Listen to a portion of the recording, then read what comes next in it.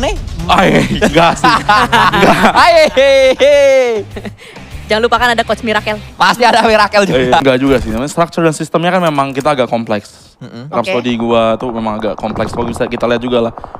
Di Bigetron juga butuh waktu juga untuk buat tim kayak sekarang yang bisa dinikmati nonton. Oh, tuh catat ya tahun depan teman-teman. Jadi maksudnya biar gak terlalu berekspektasi banget gitu. Walaupun memang di podcast tersebut Opal udah ngasih tahu bahwa nuklirnya akan meledak di season ini. Itu adalah beban yang bikin Rhapsody makin pusing kayak bisa diem nggak ntar dulu. Gua kan butuh tahun depan. Kenapa lu tiba-tiba season ini aja?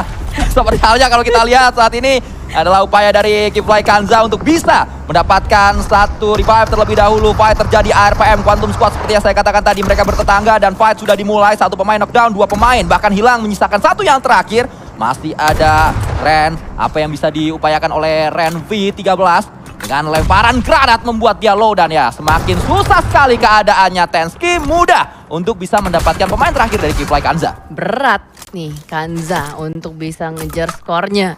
Karena lagi-lagi mereka harus nge-throw satu game kembali. QS juga sama halnya, dua tim secara bersamaan langsung pulang menuju ke bagian lobby. Tapi di sini dari AK Gold, seorang Satar akan mencoba peruntungannya, lempar ke arah bagian kiri. Harusnya tidak connect, tidak kena siapa-siapa. Blue Zone juga sudah mulai menghantui pemain-pemain ARPM dan juga AK Gold. Ini adalah zona keempat. DPS-nya udah mulai berasa, apalagi kalau tidak ada boostingan. Tapi dari Vince terus ngepres pemain ARPM, tidak dikasih gerak. Spekulasi yang salah kembali. ARPM masih berada di belakang container. Satar pun sama halnya akan berusaha ngepres dari bagian belakang, tapi terlihat adanya satu mobil Tensky di tracking terlalu jauh. Bisa dibilang ini ARPM udah melakukan satu langkah duluan ketimbang AK Gold. AK Gold ini belum ada ambil mobil sama sekali loh. Ya, ARPM memilih untuk langsung geser menuju ke dalam zona meninggalkan AK Gold. Namun kalau kita lihat saat ini satu granat yang dilemparkan oleh Hasbi berhasil membuat Leon DZ tertinggal di posisinya, bahkan menjadi confirm eliminasi. Kita menyaksikan boom tanpa Yami tetap lengket granat-granatnya. Satu ideologi yang memang ditinggalkan, ditanamkan oleh Yami, utility yang terus dimainkan oleh para pemain Boom dan menjadi ciri khas tersendiri dari permainan Boom Esports siapapun pemain-pemain yang ada di dalamnya. Hasbi terus melakukan tembakan dengan kali 3 Auge tadi, tapi hasilnya masih nihil. Boboho bahkan dipaksa untuk kabur menuju ke rekan-rekan SLI yang lain. Regroup dilakukan oleh Boboho. Iya, jangan sampai Boboho knockdown di tangan Pandum karena nanti PR juga kalau kehilangan satu pemain. Tapi pecah akhirnya fight di bagian gunung. Georgopol adanya dua pemain Glue yang down, menyisakan Leon Pang last man standing.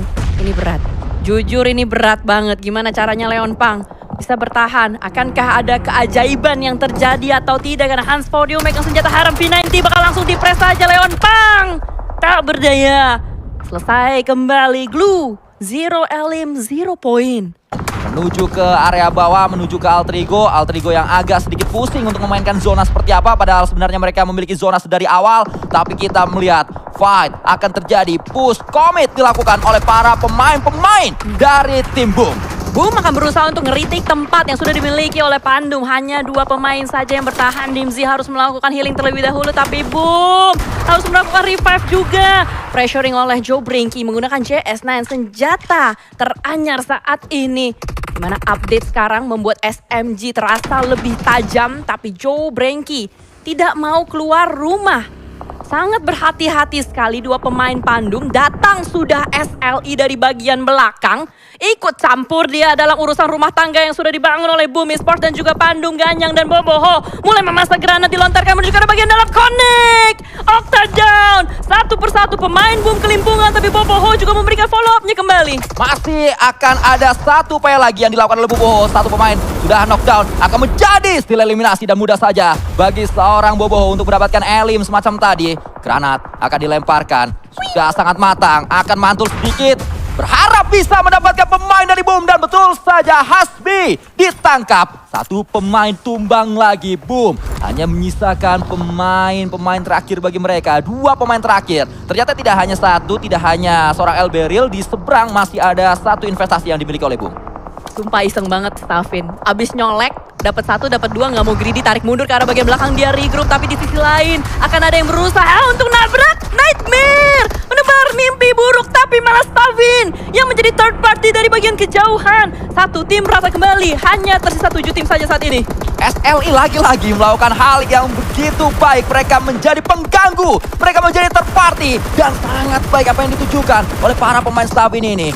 Menyaksikan adanya pemain poin yang terkapar di ujung sana, sudah sangat low posisinya. Elberil mendapatkan Dimzi dari sisi Pandum dan membuat Pandum semakin kesulitan. Saat ini Pandum menyisakan yang terakhir, sementara Boom masih memiliki satu pemain lagi harusnya, dan selesai sudah. Elberil menyisakan semuanya, dan Elberil ternyata merupakan yang terakhir yang dimiliki oleh Boom.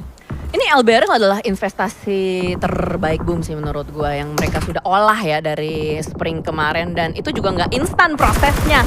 Tapi di sini dari Voincheckry menginginkan sesuatu yang instan, dia nabrak tempat dari Nightmare satu persatu ditanam oleh Voincheckry, tapi Foxy juga down. Potato yang terakhir, Potato mampukah dia menyelamatkan kawan-kawannya? Karena Hexas masih nyempil, Hexas masih ada. Last man standing dari Nightmare sudah ngokang granat, siap untuk dipantulkan. Dapat 3. Potato tidak mampu menyelamatkan temannya. Hexas pintar dia untuk langsung mendapatkan 3 eliminasi, dan poin pulang menuju ke lobby. Saat ini masih ada 4 tim, 12 player, salah satunya adalah Hexas sendirian, namun 7 total elim dikumpulkan oleh timnya. Granat masih dipersiapkan oleh Hexas, akan dilemparkan, makanya dia masih merasa bahwa ada satu pemain di area ini. Karena memang sebenarnya sudah tidak ada tembakan dari sisi lain tadi yang membantu Hexas sebenarnya. Menuju ke lawannya, Ganyang sempat bermain untuk Xenox di season kemarin dan tampil juga dengan baik, namun entah kenapa tiba-tiba Ganyang berpindah menuju ke SLI setelah difarewell oleh Xenox. Lemparan utility akan membuat Hexas tidak berdaya, dan Hexas kabur terlebih dahulu. Abis ditangkap, SLI kehilangan satu pemain depan mereka. Mereka menginvestasikan Abyss, tapi Abyssnya malah knockdown. Masih bisa diselamatkan, tapi Hexas last man standing dari Nightmare masih berjuang, masih melawan siapapun yang ada di depannya.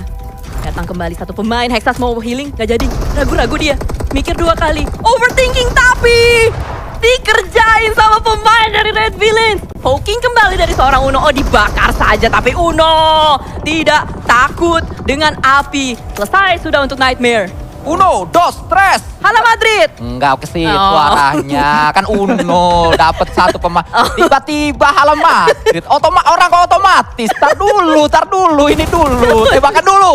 Ganyang kembali lagi dia mendapatkan pemain. Far shot ternyata yang ditangkap. Memiliki satu yang terakhir. Uno menjadi investasi terakhir yang dimiliki oleh Red Villain di area dalam dari compound. Untungnya compound tersebut masuk ke dalam zona sehingga dia memang tidak perlu untuk keluar dari compoundnya. Pepeng melemparkan granat, mortali tumbang. SLI mencium aroma chicken dinner dengan keadaan seperti ini.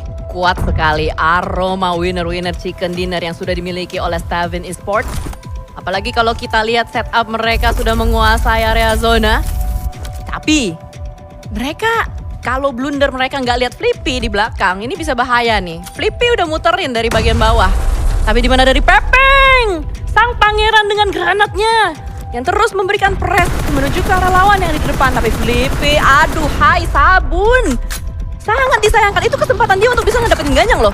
Itu adalah satu momen game changer yang harusnya bisa dilakukan oleh Flippy dengan baik, dan pada akhirnya Flippy bertanggung jawab atas apa yang sudah dibebankan kepada pundaknya, kepada dirinya. Saat ini beban tersebut akan kembali dipikul oleh Flippy setelah mendapatkan satu pemain. Flippy ingin mendapatkan yang kedua. Satu angle yang berbeda dari rekan-rekannya, angle yang mengejutkan untuk SLI dan membuat adanya game changer yang terjadi di sana. Batman Brown tumbang, masih menyisakan Mortali dengan sebuah auge-nya. Reload terlebih dahulu, granat juga masih dimiliki 3 oleh seorang Mortali.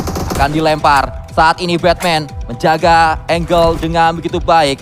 Kembali lagi jongkok, dia akan melakukan penyelamatan dan Flippy sudah merapat.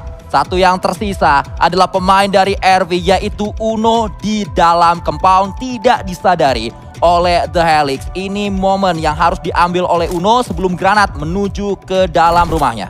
Uno yang akan mengokang granat duluan, tapi sudah ada granat berikutnya. Uno tipis banget, dan bola kedua yang gol ke dalam rumah dari Uno. The Helix berhasil untuk mengunci winner chicken dinner. Ewako The Helix. Bukan pertama kalinya kita melihat The Helix mendapatkan winner chicken dinner.